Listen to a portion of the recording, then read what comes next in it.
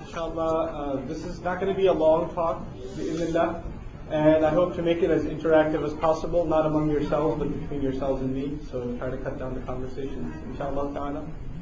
The title of this talk, as it was given to me, was The Importance of Company, and inshallah I'm going to start with a hadith of the Prophet sallallahu alaihi wasallam, and as we continue throughout this talk, that one hadith is the central idea that I'm trying to get across. And the hadith is, the Messenger of Allah sallallahu alaihi wasallam says, "Al-mar'u ala dini khalilihi, falyanzur ahadukum man yukhalil." What that means in simple English is a person depends on the religion of their friend. A person depends on the religion of their friend. So watch out, each of you, who you make a friend, who you make friends with. So in other words, it doesn't matter if you're knowledgeable or righteous or religious or not, your downfall will not come from you necessarily, it will come from who? Your friend, right? So in this very powerful hadith, the Messenger of Allah sallallahu alaihi wasallam gave us religious advice, and the advice doesn't have anything to do with worship or spending time learning religion or anything. The essential advice is who you make friends with, right? So it's the center, it's one of the most essential things in our religion, who you make friends with. I'll give you a small example about friendship. I met this person a couple of months ago who was actually in jail a few times. He had been arrested a few times for trying to rob and for drug dealing and things like this. And one of his friends was Muslim, one of his friends. And after getting in trouble so many times, he didn't have a place to stay, so he called up this old friend of his who happened to be a Muslim and said, "Can I hang out with you for a few days? Can I just stay over with you?" So he stayed over with him, and as he spent time with that friend of his, he got introduced to how that friend of his lives a life of Islam, and he actually took Shahada, he became a Muslim, right? And now he's actually, I know him from, he lives in Cincinnati, and because of him, I know at least a dozen people that have become Muslim, right? But this person, the only thing that Allah, Allah is the one who guides, but the only door Allah opened for him that brought him to Islam and made him a vehicle for so many other people to accept Islam, the only thing was a friend. That's all Allah did for him, subhanahu wa ta'ala. He opened the door to a friend. That's all it was. On the other hand, at the same time, one has to be very careful of the wrong kinds of friends. Now, what I'm going to share with you tonight is something I've only talked about before one other time. And that is the different kinds of friends that are talked about in the Quran. The Quran actually speaks about the subject matter of friendship, and gives friends different terms. So there's different Arabic vocabulary that I'm going to be sharing with you. I don't expect all of you to remember it, but I'd be impressed if you did, inshallah. So I'll start with the first one. The first term for a friend or an associate that's used in the Quran is qareen. Qareen, okay?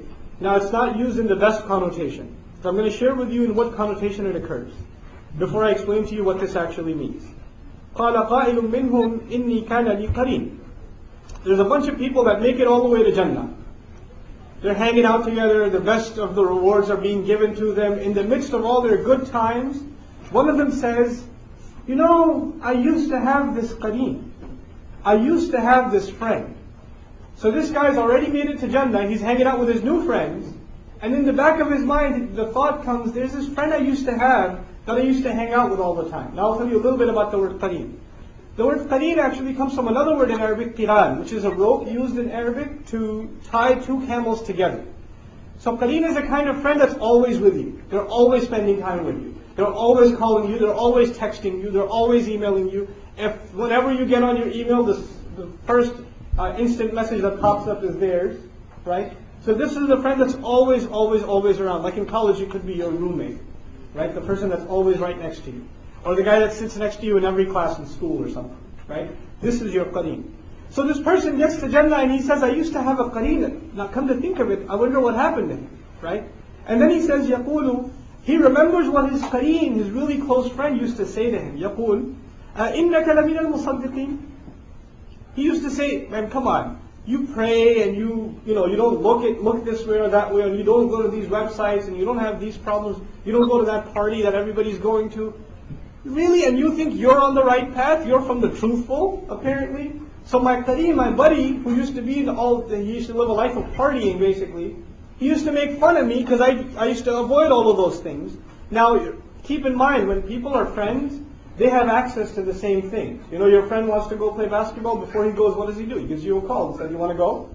Right? He's going to go see a movie or something. Before he goes, or she goes, they're going to call. They're going to say, hey, you want to join me? Right? So when people are really close together, they want to take, when friendship is like that, then whenever one does an activity, he invites the other to that activity. So it seems as though this qira'ah that has been mentioned, what it implies is, most of us, we make friendships based on mutual interest, right?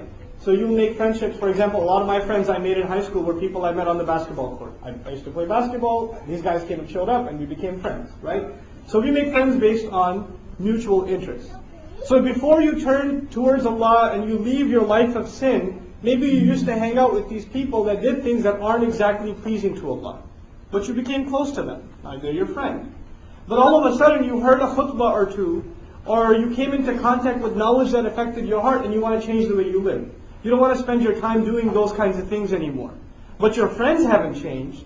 So whenever they want to go hang out, or they want to go play pool at this bar, at midnight, I know they call you. For those of you that are younger, your friends want to email you something that they don't want your parents to know about, right? Or they want you to create a profile on Facebook that's kind of secretive, or whatever it may be, right? Whatever it may be that they invite you to, you say, you know what, I used to be into that stuff, I don't want it anymore. And when you say I don't want it anymore, they're going to probably poke fun at you. Say, come on, what's the matter with you? All of a sudden you're so righteous, you're the sheikh now? You know, come on, I know you. You used to be like, last 2 months ago. Remember? For God's sake, now you're going to act all holy?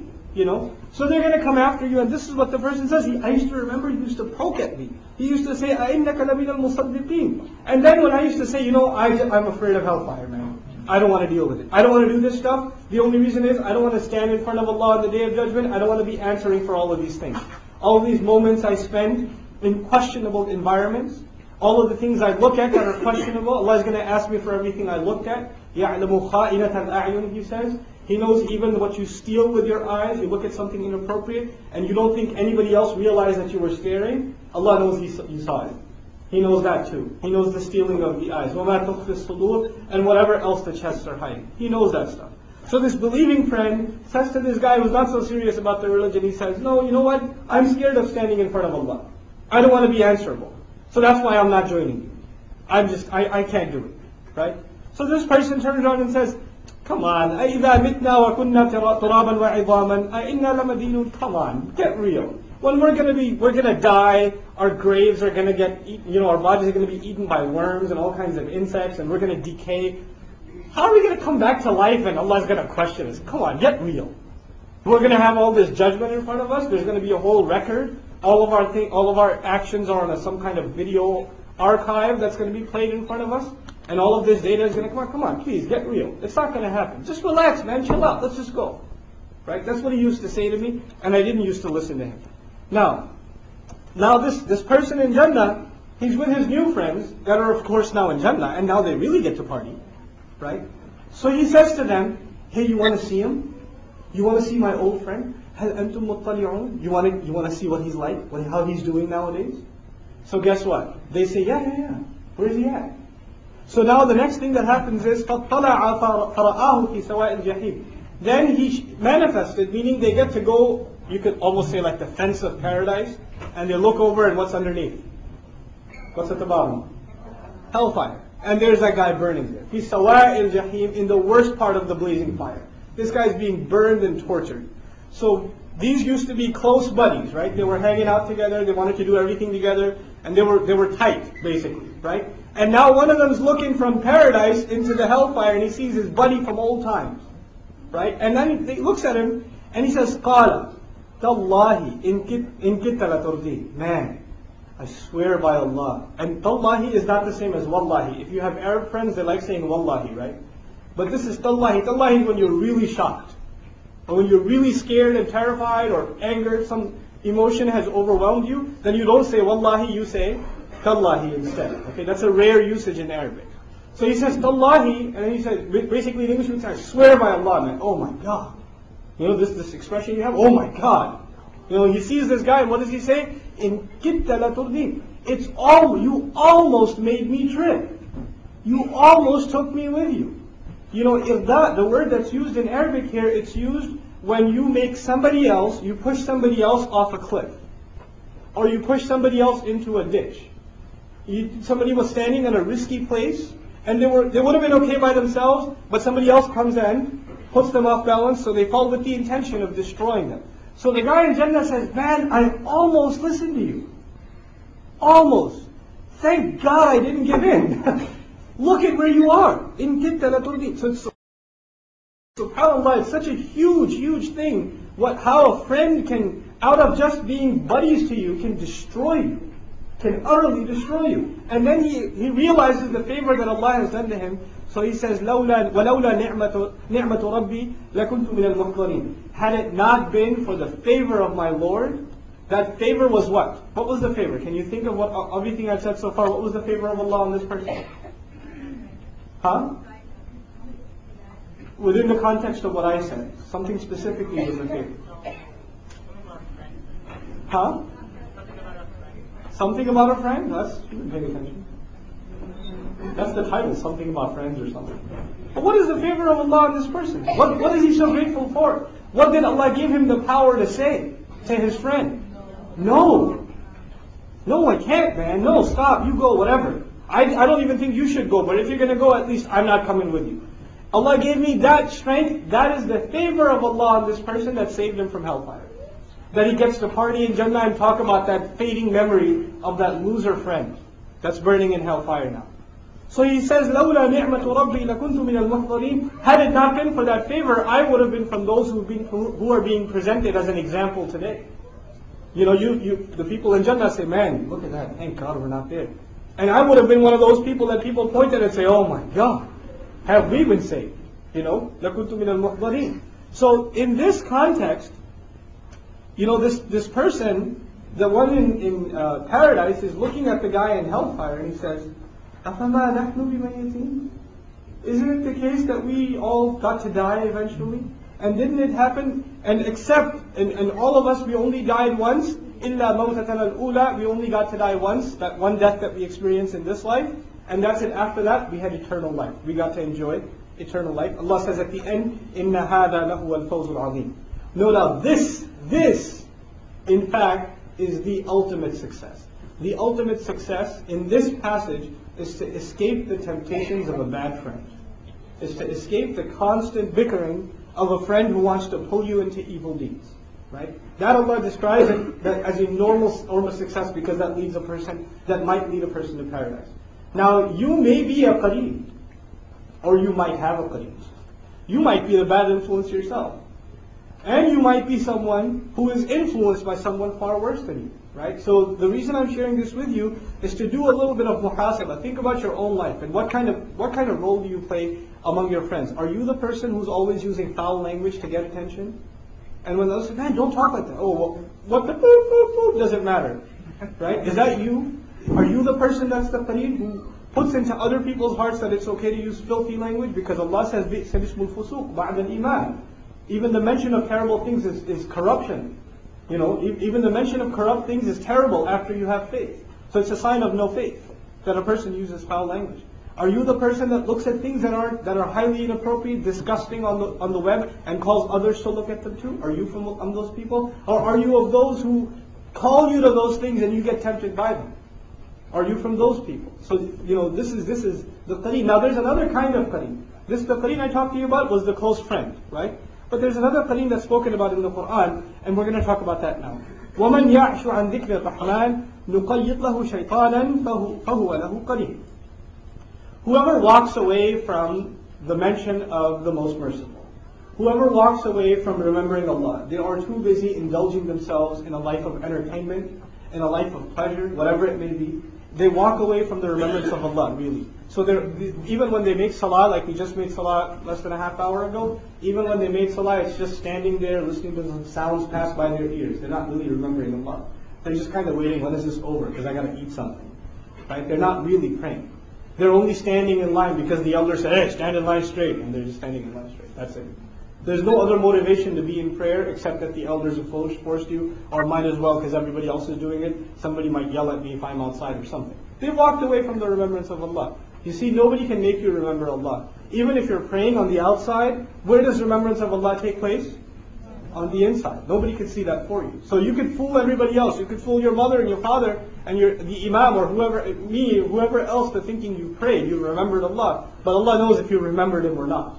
You can't fool Him. You can't get past Him. So Allah says the one who walks away from the remembrance of the exceedingly merciful, the punishment in this world is Allah assigns and imprisons a qareen for him, a shaitan who's a qareen for him. Now what's a qareen? A friend who is always there. He's always there, right? So the moment you have a moment of silence, you have a moment of solitude, you're alone by yourself for not 2 minutes go by that an evil thought crosses your mind. What is that the case of? That's the case of someone inflicted with a qareen. A qareen has invaded their life. So they can't spend 2 minutes by themselves without falling into evil. You know, some of the scholars like Ibn Qayyim rahimahullah describe a person who is so sinful, the only time they're not sinning is when they're sleeping. And even then they miss salah and sin more. Right? So this is a person whose qareen is a shaitan. Really, literally a jinn they can't even see. They think it's their own thoughts, but it's that qareen that's been assigned to them because they walked away from the remembrance of Allah. May Allah protect us from that kind of qareen. So that's a terrible kind of friend, a qareen. Mostly the word qareen is used in bad connotations in the Quran. The second kind of friend I want to talk to you about is khadul. Khadul. I know these are hard words, you may not remember them, but at least remember the lessons behind them, inshallah. Khadul is a kind of friend who shows you, who wants to see you and himself have a good time. They show you that they're loyal to you. Until the time comes when you actually need them or rely on them, then they show their true colors. They weren't there for you. They had an ulterior motive.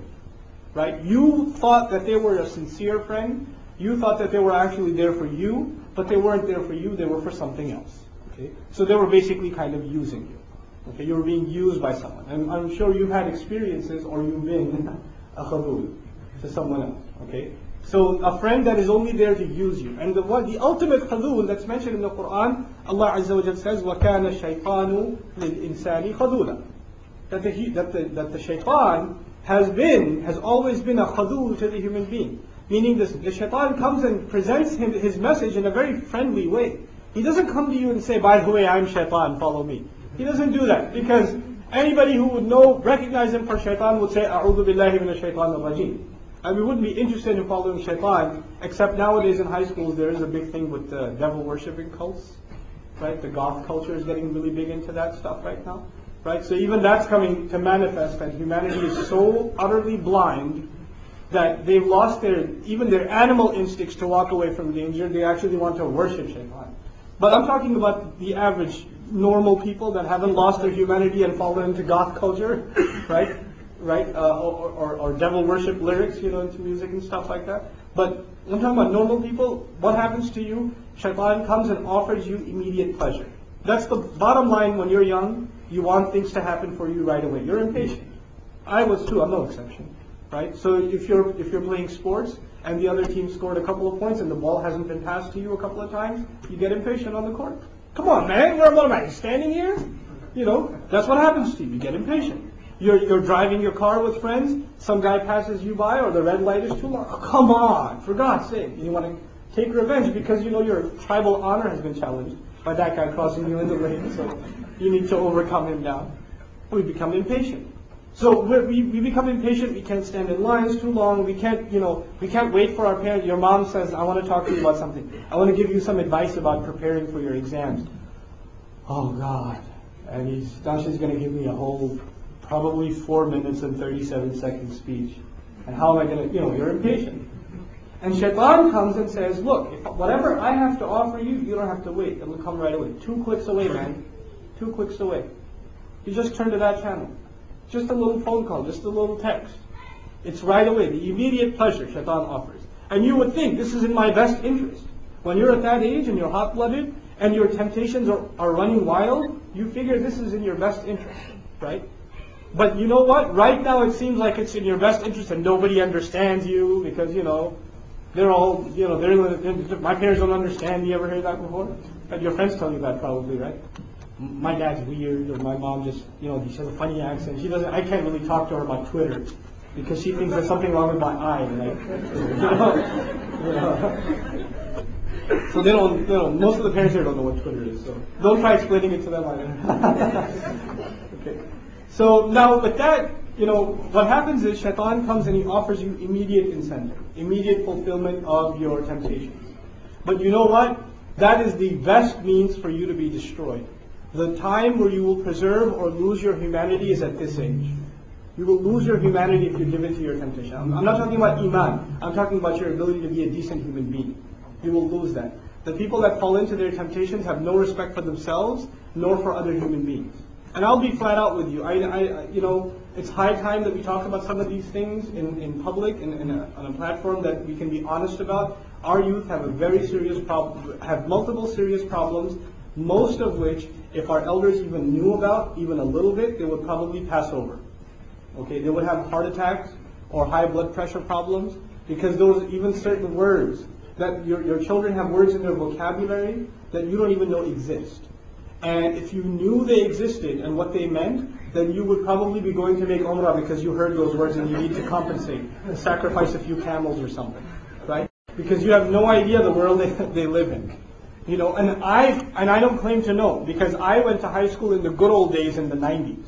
And those were pretty bad, but they were the good old days compared to what is there now. It's really bad now. And I know some of the stuff, and even then my ears start getting red, and I said, man, I'm going to have my girls are going to be teenagers in a decade. What am I going to do? So now, having said all of that, yes, the problems are different. Your parents will understand, but the fact that shaitan is calling you to them hasn't changed. He was deceiving young people thousands of years ago, and he's deceiving young people now. Yes, the temptations are different, the technology is different, the access is different, but the game is the same. He wants to land you in hellfire. He wants to have you lose your decency. That's all it is. That's all the game is. So now shaitan will prove to be a khadul to you. Probably already in this life, you will fall into his traps, and then you'll say never again, and then fall again, and then say never again, and then fall again. But really you'll realize he's khadul when we see him, on the day of judgment, when the people who followed him, may Allah not make us from them, they will be cursing him and saying, man, we should beat this guy up. He's the one who talked me into all this stuff. You'll say, you know what? Let's just burn now, okay? We're all here together. Can't do anything about it now. If you really had a case, you wouldn't have been here. So let's just relax, okay? Let's just enjoy the flames. So that's, basically, in a nutshell, that's the dialogue that occurs in the Quran. What are you whining about now? When you had a chance to walk away, you didn't. So don't blame me, right? Don't blame the salesman. You signed the contract and you bought the car. You can't blame the salesman. You should have done your own homework. So this is khadul. This is the second kind of friend. What was the first kind of friend again? I forgot. Qareem. Thanks. Okay. So here's the third kind of friend. Now we talk about hopefully better friends, inshallah. The first good friend is Rafiq. Rafiq. Rafiq comes in Arabic from the word mirfaq. Right? Mirfaq is literally a pillow, something you recline on or you relax on when you're exhausted. A Rafiq is a kind of friend you can count on. A Rafiq is a kind of friend you can turn to when you are in the hour of need. The Rafiq is the kind of friend whose advice is going to benefit you. It is going to be a source of actual comfort for you. Not deceiving comfort, but actual comfort for you. So who is your Rafiq? Allah Azza wa Jal in the Quran, He gave us a very explicit definition of who our Rafaqa are. Who is going to be Rafiq for you, that kind of friend.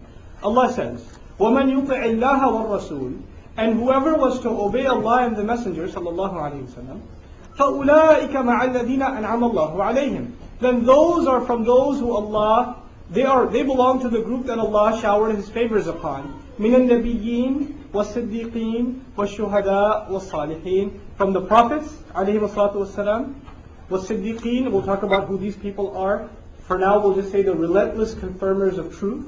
وَالشُّهَدَاء, and those who bear witness.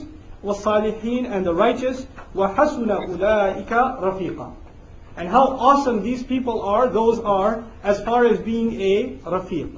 So who are your reliable friends? Who are your reliable friends? In other words, Rafiq, the prophets, alayhi wassalatu wassalam, well, they've passed away, alayhi wassalatu wassalam, with the exception of one who hasn't died. Which one hasn't died? Please satisfy. Okay, good. So we're clear on that. And the second, as-siddiqeen, those who relentlessly confirm the truth, and they're even around today. Okay, those who confirm the truth. Then ash-shuhada, those who bear witness, and this means those who bear witness with their speech to the truth, those who bear witness with their character to the truth. Right? These are people that live Islam and are not afraid to show it. They live Islam. and the ultimate of those are the martyrs, but it's not limited to them. And as-salihin, the righteous people, people that do good things. These are the people that you can depend on. Now you have friends that are messed up. Yo, brother Nouman, I got these friends, man, they're messed up, bro. They do some really bad things, I can't even tell you, man. You won't even understand. Yes, I know. You have really messed up friends. Congratulations. If I had a cookie, I'd give you. Okay? Now, the thing is, the thing to boast about isn't how messed up friends you have, but where are your good friends? You know, the measure of friendship is this person better than me in character or worse? Is my company around them making me a better person or a worse person? That's a good measure of whether or not you should be friends with these people. If they're making your language worse, your respect for elders worse, the way you spend your time is getting worse, then they're probably not good friends. They're probably not rafiq. What are they? They're probably qarin, or even khadud, right? The other kind of friend. So you need to kind of gauge who are the people around me that are doing better deeds than I am. That live Islam, that live, they actually live a life, not giving in to temptation. They live for a higher purpose. And you know what? One of the things that I should share with you is those kinds of friends, you shouldn't be limiting yourself as far as the age. Some of my best friends, when I was 18, 19, some of my best friends were 72, 73. Older people. Why? Because they're wise, man. They're wise. They'll give you advice that no other friend your age will be able to give you. You'll talk to your friends your age about your problems, they'll say, yeah, I understand. They don't understand squad. They don't even understand what they're going through. How are they going to help you understand? But you speak to older people, you speak to people of wisdom, and they'll actually give you valuable advice. You can recline on them almost. You can lean on them for wisdom, right? So it's not, and I'm not asking you to go out and make friends with 80-year-olds. But what I am asking is, don't limit yourself, well, this person's just, how can this uncle be my friend? Or how can my grandmother be my friend? No. The elders have incredible wisdom to offer, and their friendship, one of the things that it does for younger people is it gives them maturity. When you hang around people your age too much, and you don't spend any time with people that are older than you, then what happens is you become very immature. You become very, very immature. This ends up happening. So even for the older kids here, you're not really kids if you're 18, 19, but if you only hang out around 18, 19-year-olds, you're going to act like 14-year-olds. You're not going to act your age. But when you spend time with people that are older, that kind of rubs off on you, and you become a little bit more mature. So one of the things you can do is, try to spend time with company that is a little bit older than you. The other thing that's a deception in our society is this idea of, oh, they're just kids. That's please turn the cell phone off or talk to her. Because, she's been calling, it must be important. Anyway, so here's the thing. The kind of, the notion that teenagers are just kids. Oh, they're just kids, they're just having a good time, that kind of thing, right? We act according to what we believe we are. In Islam, as soon as you hit puberty, you're an adult. You're an adult. You're not treated any different. Oh, come on, he's just 14. Yeah, he committed triple homicide, but he's just 14. No. He's just like any other one. He's an adult. He'll be tried like an adult. That's the law. That's Islam. In other words, when you turn a certain age, there are certain adult expectations from you. If prayer is binding upon you at an adult age, it's binding upon you when you're a certain age, when you hit puberty. That's it. You have to pray. You have to be responsible. You can't goof around. You can't do certain things that you could have done when you were a kid, right? So doesn't matter what the society thinks of you as. The society may say, even when you're 22, oh, they're just kids. They're having fun on campus, right? They're just, they're partying. But come on, when are you going to live it up? So you kids, you have such a great time, etc., etc. But if you want to know what Allah thinks of you, what the Messenger's standards for you are, what this Deen standardizes you as, you're an adult the moment you hit puberty, so you're responsible. So don't hide behind that shelter on the Day of Judgment before Allah saying, oh Allah, I was 19, but I was just a kid. It's not going to fly. That's not going to fly at all. By the way, he's really cute. So if you want to be distracted, that's a fair distraction. Inshallah. Okay. So we got a few kinds of friends so far. I'm going to give you a whole list of different kinds of friends and the benefits of knowing these different kinds of friends. The next kind of friend is a wali. A wali. Okay, the Arabic word wali. Allah Azza wa Jalla says, إِنَّمَا وَلِيُّكُمُ اللَّهُ وَرَسُولُهُ وَالَّذِينَ آمَنُوا الَّذِينَ يُقِيمُونَ الصَّلَاةَ وَيُؤْتُونَ الزَّكَاةَ وَهُمْ رَاكِعُونَ. A wali is specifically a protective friend. a friend who is there not just as a friend, but they're actually there to watch your back. Okay, they've got you when you're in trouble. Okay, and they're there to protect you. So you would have their company, especially when you know there's a danger on you. Right? Who are these people that you can rely on? Allah says your first wali is Allah. Your first protective friend is Allah. Your second protective friend is His Messenger sallallahu alaihi wasallam. إِنَّمَا وَلِيُّكُمُ اللَّهُ وَرَسُولُهُ. His Messenger sallallahu alaihi wasallam. What that means for us today is holding on to his legacy, holding on to his sunnah is a means of protecting us. It is a means of protection. Like I'll tell you, for a young man, to grow a beard is a big challenge, right? Because you feel like you look so pretty without it, and you stare at yourself in the mirror 45 minutes before you come out. But then if your beard's coming out all scruffy, it kind of grows here but doesn't grow here, and it's all weird looking, so you say, what am I going to follow this sunnah for? But once you do, you know it protects you from so many different kinds of problems. It protects you from so many fitan that you would have been afflicted with, just by holding on to the sunnah of the Messenger sallallahu alaihi wasallam. It's a means of protection. The sunnah of the Messenger sallallahu alaihi wasallam to walk with humility. The sunnah of the Messenger sallallahu alaihi wasallam to lower his gaze. When he walked at this angle. So when the eyes don't meet, there's no future problems. There's none of that. You never meet. The thought never crosses your mind. So even the sunnah of the Messenger is a means of protection, sallallahu alaihi wasallam. May Allah give us knowledge of the sunnah and commitment to the sunnah. Then he says, وَالَّذِينَ آمَنُوا, and of course your wali is extended not just to Allah and His Messenger, but also to those who believe, all Muslims. But it's not all Muslims. Allah put a qualification here. If Allah had just said, وَالَّذِينَ آمَنُوا, that's it, those who believe. Anybody Muslim, they're your wali too. But no. Who will be the wali that you can actually turn to for counsel and protection? Who are these people? الَّذِينَ يُقِيمُونَ الصَّلَاةَ وَيُؤْتُونَ الزَّكَاةَ وَهُمْ رَاكِعُونَ. That they make the salah, they establish the salah, so they're regular in their prayers. Of your Muslim friends then, who will earn the status of wali? If you have friends that don't pray regularly, well, the wali thing is out for them. They can't be wali. It has to be someone who actually prays regularly. Purifies their wealth. For the younger people, you don't have wealth issues yet. But when you start earning income, that basically what this implies is they abide by divine law. They abide by the sacred law. And then Allah says, وَهُمْ رَاكِعُونَ, and they remain in a state of ruku'. Even though He already mentioned salah already, what this implies is that they're humble people. That they are in a state of ruku'. Ruku' implies also humility. So the awliya will be people that are humble before Allah subhanahu wa ta'ala. A lot of times, and this is something I've noticed back in the times in the 1800s when I was in high school, it may or may not be still true. So let me run it by you, see if it's true or not. In the time when I was in high school, one of the most glorified things, one of the things that was most looked up to, was how well you can boost your own ego. How, the kind of walk you have, and the kind of clothes you wear, and the kind of obscene language you use, and how loud you can be, and how obnoxious you can be, and how well you can insult someone else. All of this would go together to figure in the calculation of how popular you are, and how much you should be looked up to. What are the things? How arrogant you are, how obnoxious you are, how insulting and disrespectful you are to teachers and elders, how obscenely you speak, how much disregard you have for appropriateness. Right? These were the things that will make you popular. These are the things that, oh man, this guy is so messed up. I want to be just like him. Can I hang out with that? So basically, the more you act like shaitan, right, the more of a role model you are. And on the other hand, you have Allah's standards, subhanahu wa ta'ala. The first thing He asks of His believers is humility. On the one hand, you have arrogance being glorified, and on the other hand, you have what being glorified?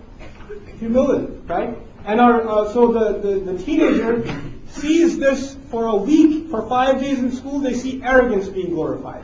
And then they cut school and they come to Jum'ah khutbah and they hear humility being glorified. How many times? Once. By some guy who they probably fell halfway asleep anyway in the khutbah. And they came out and you asked them what was the khutbah about and they say something about Islam or something. Right?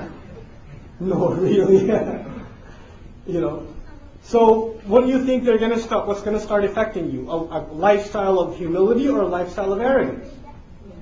Because you're spending so much time in an environment that glorifies arrogance, it's going to start becoming a part of you. And how do you know it's becoming a part of you? Your parents say, did you do your homework? Come on, Mom! we've been through this. There's a call for you. All right! Come down for dinner. Oh, God! If that's your normal reaction, then you have a serious problem. You have a problem bigger than the guy who sells liquor from the liquor store. You know, he sells haram, right? That's haram. But you know, a bigger crime in the eyes of Allah is arrogance. Arrogance that lies in the heart. The Messenger told us, sallallahu alaihi wasallam, whoever even has the amount of little, like a seed's worth of arrogance in their heart, will never see paradise. They will never see paradise. So you think those people are doing wrong? You're doing far, far worse if you have a seed of arrogance in your heart. And while I'm on the topic, I see some of the youth here that seem like they're more committed to the religion than others. Let me give you a little bit of advice, inshallah, that applies to myself too. When you see other youth that are not as religious, and in the back of your mind you think somehow you are better than they are, or somehow Allah is more pleased with you than He is with them, then realize that that is a form of arrogance. And nobody will see it. You're making salah, you're attending the halaqat, and you're dressed, and your appearance is that of a righteous person. Anybody would see you and this other thug on the street, they say, this guy is good. That guy pretty bad, right? But Allah knows that there is a seed of arrogance inside. So watch out for it. Nobody can point that out to you unless you do introspection of yourself. So this is what, moving along quickly, inshallah, just a few more kinds of friends. Sadiq. Sadiq is actually the most sincere, the most truthful, the friend who will tell you the truth whether you want to hear it or not. You know, they will know what's best, what is in your best interest, and they won't shy away in saying it. You know how sometimes your friends don't tell you the right thing because they think your feelings might get hurt, or you might take it the wrong way or something? A Sadiq wouldn't do that. A Sadiq would tell you like it is. Look, I love you for the sake of Allah. That's messed up. You got to stop it. You can't do that anymore. This is a Sadiq. We pray we have a Sadiq in our life. Right? A sincere friend who can look at our flaws and say, you know what? That needs to change. If you don't change that, you're going to have some serious problems. The way you talk to your mother, you probably shouldn't do that. Like you're talking to your friend and your dad calls and you kind of roll your eyes at your dad. Or you say, Dad, I'm on the phone, whatever. Right? And your friend who's a Sadiq says, no, you know what? I'll talk to you later. You need to go listen to your dad. That's far more important. Right? That would be a Sadiq. So we pray that Allah grants us that kind of Sadiq. And you know, the sincerity of Yusuf alayhi salam, he was thrown in prison. You know that, right? He was thrown in prison. So obviously all around him are what kind of people? Convicts, right? They're all cons. They're all criminals from all kinds of crimes, right? So they're the worst kind of people in society that he's stuck with for many, many years. And you know, with that kind of environment even, his character would show, so that when they came to him even, they would say a Siddiq. They would say a sincere one, the one who never shies away from telling the truth. Which tells us even in the prison, when somebody did something wrong, he would say, that's not right. And regardless of the consequences, he would stand up for the truth, alayhi salam. So that is a Sadiq. The last couple left, inshallah, there's a Khalil. Khalil. Khalil is a very close friend. A love for whom you feel in your heart. It's like a brother or a sister, a sibling almost, right? That deeply connected love you feel for them. Any pain that comes to them hurts you. Any joy that comes to them gives you joy. This is a Khalil. And this is a relationship that is so honored in the Quran. Allah Azza wa Jalla says, وَاتَّخَذَ اللَّهُ إِبْرَاهِيمَ خَلِيلًا.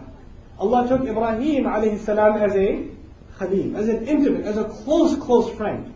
This illustrates the closeness Ibrahim alayhi salam had with Allah subhanahu wa ta'ala. And this is really important because Ibrahim alayhi salam, many times he was all by himself. All by himself.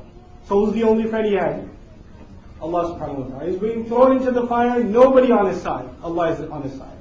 He's in the middle of the desert, nobody on his side. Allah subhanahu wa ta'ala is on his side. Right? So he found that khulla with Allah Azza wa Jalla. Allah says on the day of judgment, La bay'un fihi wa la khullata. He says on the day of judgment there's not going to be any exchanges, any trade, nor is there going to be any intimate friendship. The closest friend you had before you came on the day of judgment, the closest friend you had will be walking away from you like, I don't want anything to do with this guy. That's what's going to end up happening on the day of resurrection. So realize the kinds of friends we make and where we have our khulla, where we have the closest friendship. Last bit, inshallah, a term related to khulla is the friend Hamim. The friend Hamim. Hamim is someone who may or may not be close to you, but at least acts like they are. They act very close to you. They express their closeness to you in their action. They're very kind to you. They're very generous to you. They're always there when you want them to be. So this is where Khalil is in the heart. Hamim is manifest. It's on the outside. You could see their friendship manifest. Allah describes the Day of Judgment, وَلَا يَسْأَلُ حَمِيمٌ حَمِيمًا. These friends that used to go all out for each other. They were always there for each other. They are not going to be even asking about one another. They're not even going to ask. Forget concern. They're not even going to ask about one another. وَلَا يَسْأَلُ حَمِيمٌ حَمِيمًا. Even if they're staring at each other or they're being stared at, even then they won't even ask about each other. So understand the reality of resurrection. When a Muslim believes in resurrection, they believe in something very powerful. One of the most powerful elements of resurrection that I want to remind you of that has to do with this talk, Allah says, وَتَقَطَّعَتْ بِهِمُ الْأَسْبَابِ. Relationships on that day will be chopped off. Relationships will mean nothing on the Day of Judgment. All the relationships you have now, a lot of times you do wrong things because your friends are doing them. Like I know graduation's coming up soon, so the prom's coming up soon, right? All my friends are going. So now you're crying your heart out and your parents are saying, no, this is haram. Oh, come on, everything's haram. Can't do anything. This is haram, that's haram, You guys just say everything's haram. You don't let me have any fun. Or if it's so haram, how come my other Muslim friends are going? Right? Because that happens too. Right? So when that happens, right now you think you're going and your reputation is going to be ruined. Nobody cares when you go to college, by the way, who showed up at the prom you did. So please, it's not the end of the world. There are far bigger problems. There are people that haven't had food to eat for a week and you're crying over the prom. Or you're crying over some party you can't go to. Get over yourself. Really. Allah has blessed this ummah and the Muslims especially. Really. Allah has blessed this ummah and the Muslims especially, in this part of the world with so much wealth and so much luxury that we have forgotten what it is to have favors from Allah. And here we have our youth whining about things that if the people in some parts of the Muslim world, they only dream about those things and we're complaining about them. Oh man, only one kind of soda in the fridge? There are kids in the Muslim world that haven't had water for 2 weeks. They're drinking out of mud, literally. And here we become so ungrateful.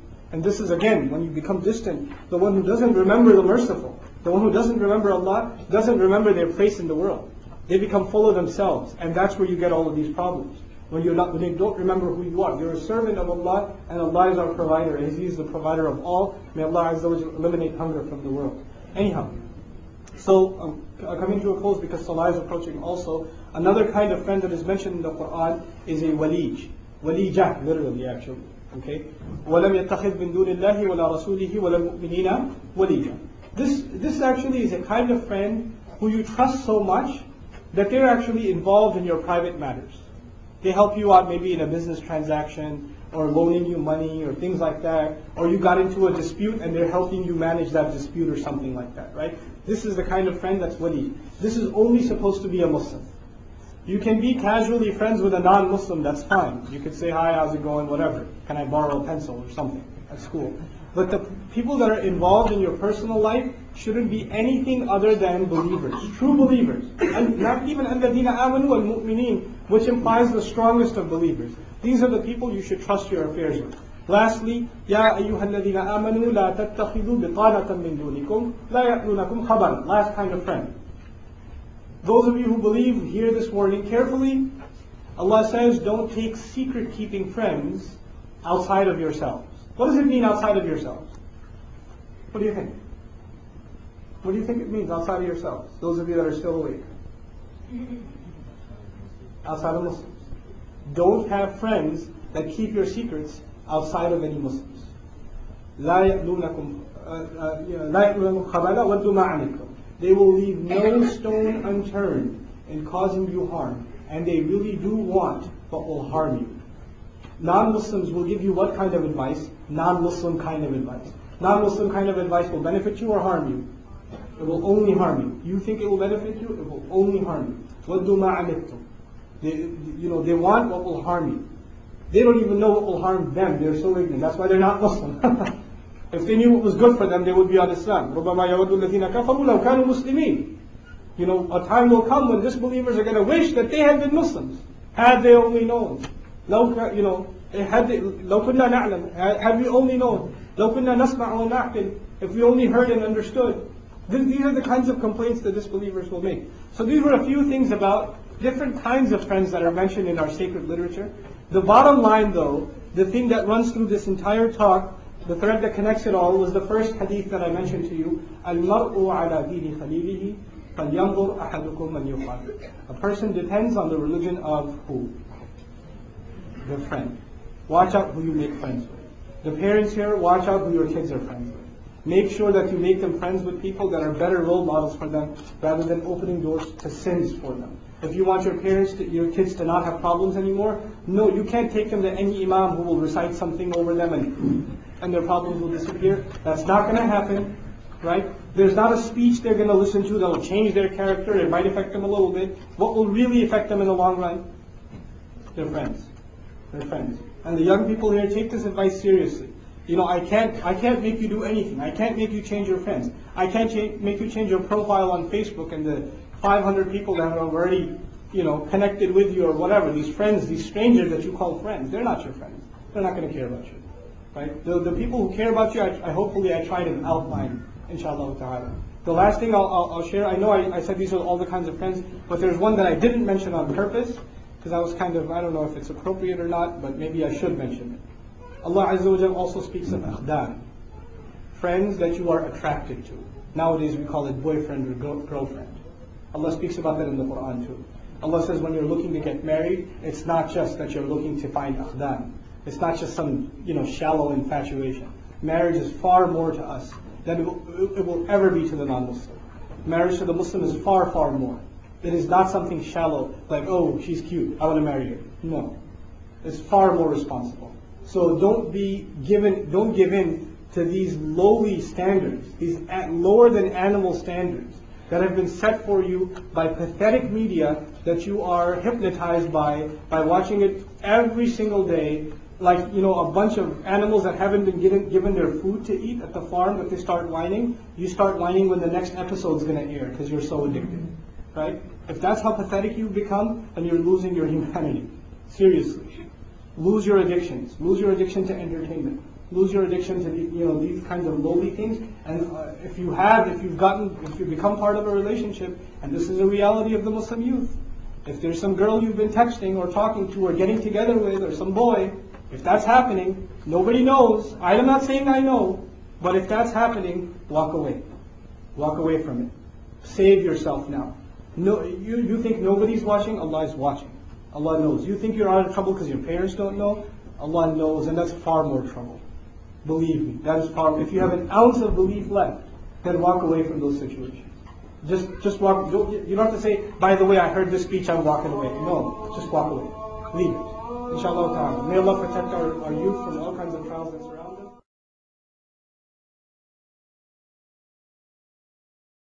يوم يعض الظالم على يديه يقول يا ليتني اتخذت مع الرسول سبيلا يا ويلتى